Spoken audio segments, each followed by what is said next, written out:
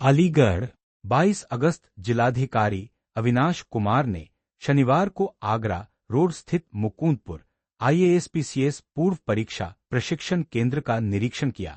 इस दौरान उन्होंने करीब 2 घंटे तक प्रतियोगी परीक्षाओं की तैयारी कर रहे विद्यार्थियों के बीच रहकर उनकी तैयारियों, अध्ययन की दिनचर्या और केंद्र पर उपलब्ध सुविधाओं के बारे में जानकारी ली। जिलाधिकारी ने विद्यार्थियों को सफलता के लिए अनुशासन, समय प्रबंधन, धैर्य, ईमानदारी और दृढ़ इच्छाशक्ति को जीवन का हिस्सा बनाने की सलाह दी।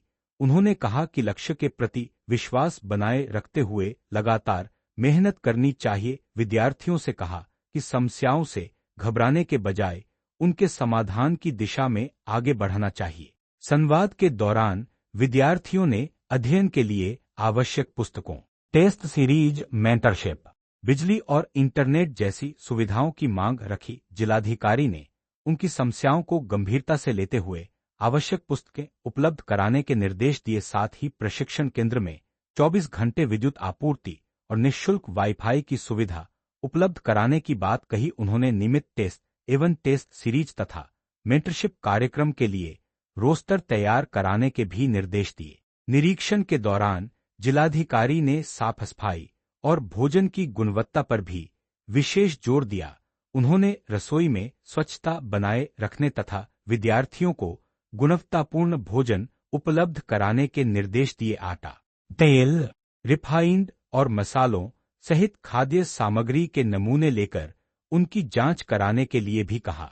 केंद्र में वर्तमान में अलीगढ़ के अलावा गाजीपुर, मऊ, मैनपुरी, फिरोजाबाद, महाराजगंज, मेरठ और प्रतापगढ़ सहित कई जिलों के करीब 40 विद्यार्थी निःशुल्क रहने और भोजन की सुविधा के साथ प्रतियोगी परीक्षाओं की तैयारी कर रहे हैं। निरीक्षण के दौरान जिलाधिकारी ने लोअर पीसीएस परीक्षा की तैयारी कर रहे छात्र अमन कुमार से भी मुलाकात कर उन्हें परीक्षा में बेहतर प्रदर्शन के लिए महत्वपूर्ण टिप्स दिए। इस अवसर पर समाज कल्याण विभाग सहित अन्य संबंधित अधिकारी।